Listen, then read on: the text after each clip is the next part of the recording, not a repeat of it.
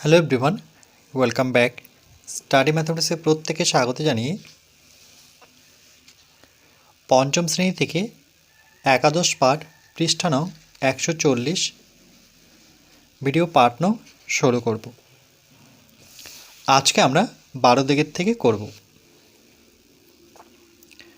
অঙ্কিতা ও অলোক 8টা তরমুজ নিয়ে বাজারে গিয়েছে।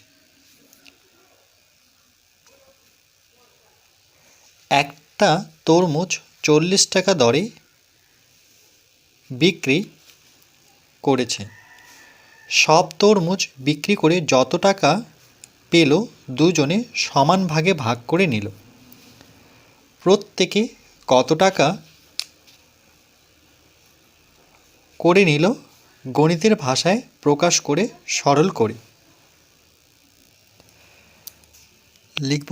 অঙ্কিতা ও অলোক বাজারে তরমুজ নিয়ে গেছে 8টা।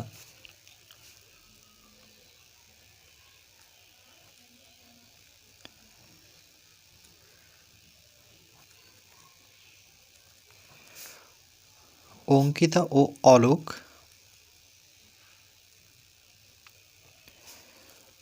বাজারে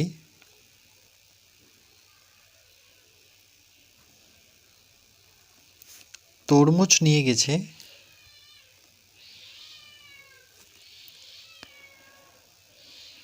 বাজারে তরমুজ নিয়ে গেছে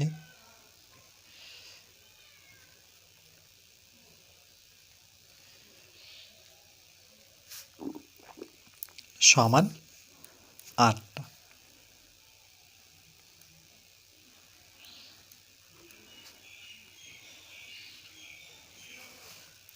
একটা তরমুজ এর দাম 40 টাকা।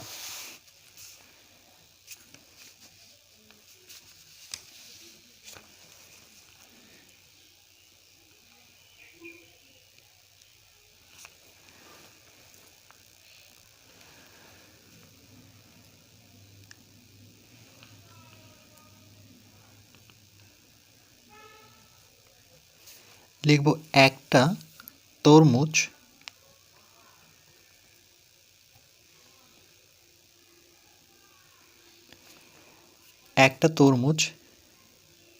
এর দাম 40 টাকা।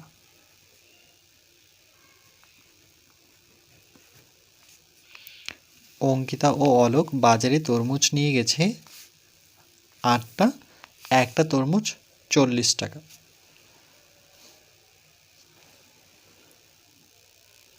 তাহলে লিখব সব তরমুজ বিক্রি করে পেল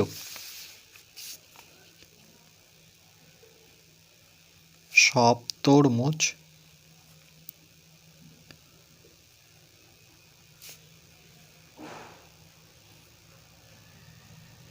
বিক্রি করে পেল তাহলে একটা তরমুজ 40 টাকা। এরকম কটি তরমুজের সংখ্যা হচ্ছে 8টা। তাহলে গুণ চিহ্ন দেব, গুণ চিহ্ন দিয়ে 8 বসাব। এত টাকা। কি করলাম, একটা তরমুজ যদি 40 টাকা হয় তাহলে এরকম 8টা তরমুজের দাম কী হবে, বেশি হবে এই জন্য গুণ। তাহলে এই ধরনের অঙ্কে যখনই বেশি কথাটি বোঝাবে তাহলে সেক্ষেত্রে গুণ হবে।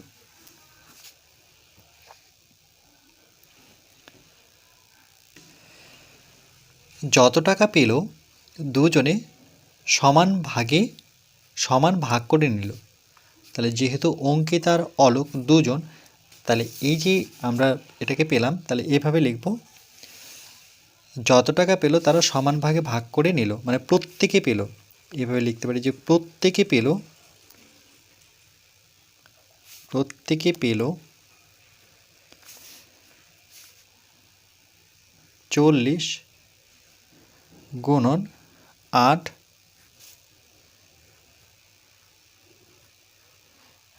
টাকা। যেহেতু দুজন তাহলে 2 দিয়ে ভাগ করতে হবে। যেহেতু এখানে বলেছে গণিতের ভাষায় প্রকাশ করতে, তাহলে আমরা লিখব গণিতের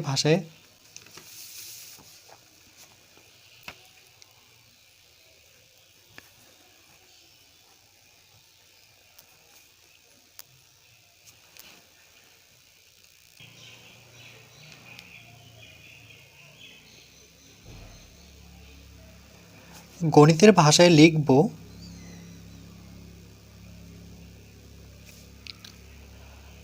8টি তরমুজ একটির দাম 40 টাকা করে। প্রথম বন্ধনীর মধ্যে রাখবো 8টি তরমুজ একটির দাম 40 টাকা করে হলে 8টির দাম বেশি হবে, এই জন্য গুণ দিলাম। আর সেটি ভাগ করে দিতে হবে সমান ভাগে বলেছি, দুজনে সমান ভাগে ভাগ করে নিতে হবে। তাহলে ভাগ চিহ্ন দিয়ে, যেহেতু দুজনের মধ্যে ভাগ করতে হবে, তাহলে 2 দেব। এবার এটাকে যদি সমাধান করি, আমরা এখানে লিখে দিচ্ছি সমাধান।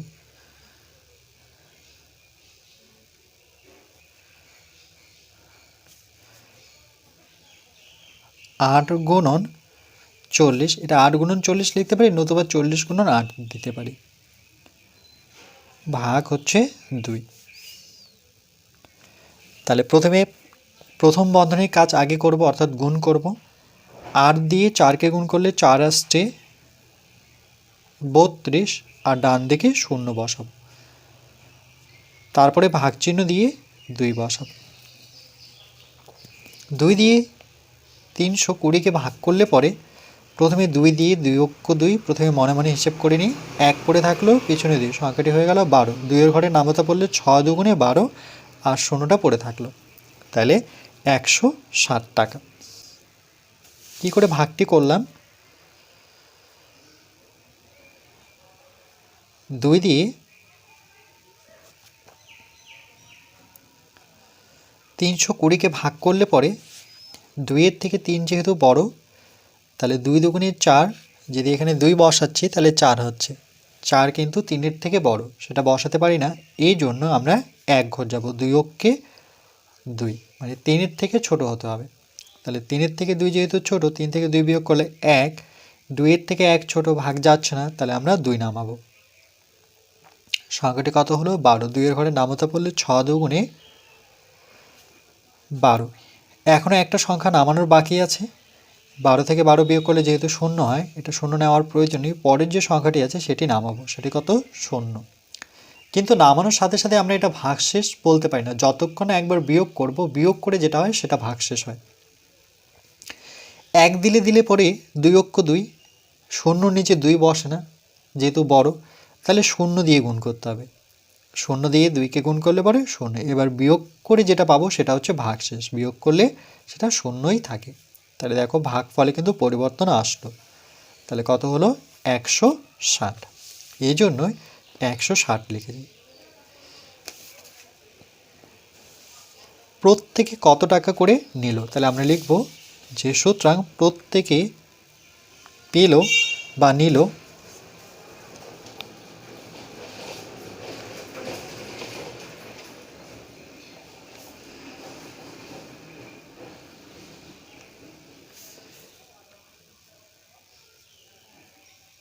160 টাকা।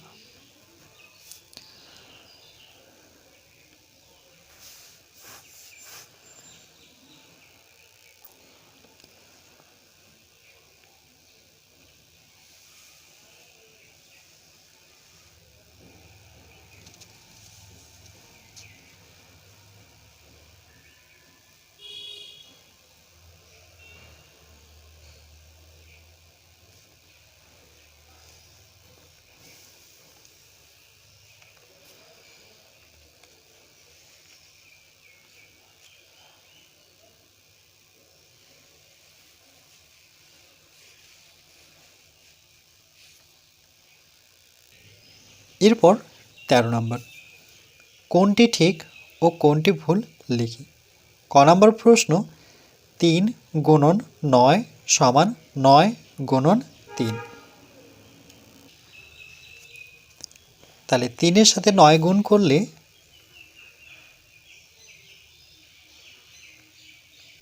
3 লং 27, আবার 9-এর সাথে 3 গুণ করলে 3 লং 27, তাহলে দুটোরই কি সমান, গুণফল হচ্ছে সমান, এই জন্য এটা ঠিক। পাশে লিখে দেব ঠিক।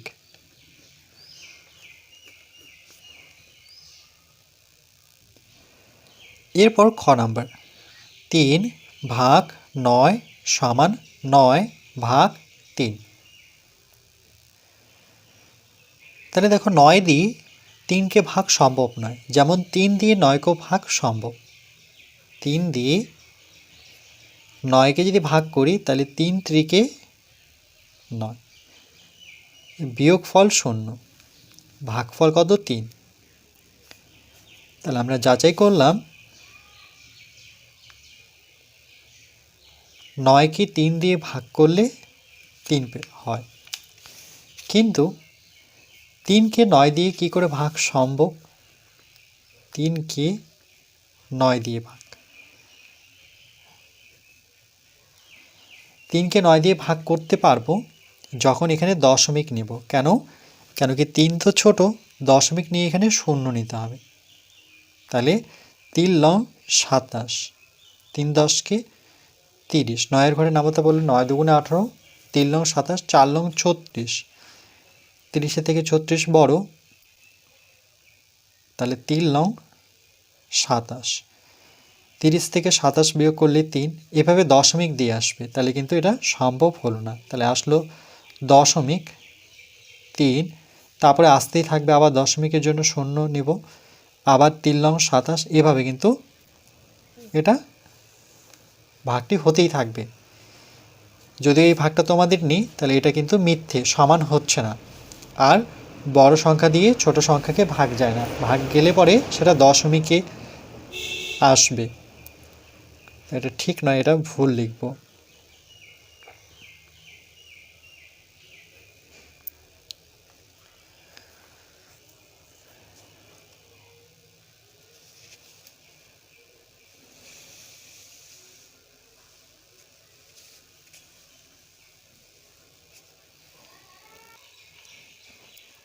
শিখন সামর্থ্য সরল করার নিয়মগুলির সম্বন্ধে ধারণা গঠন।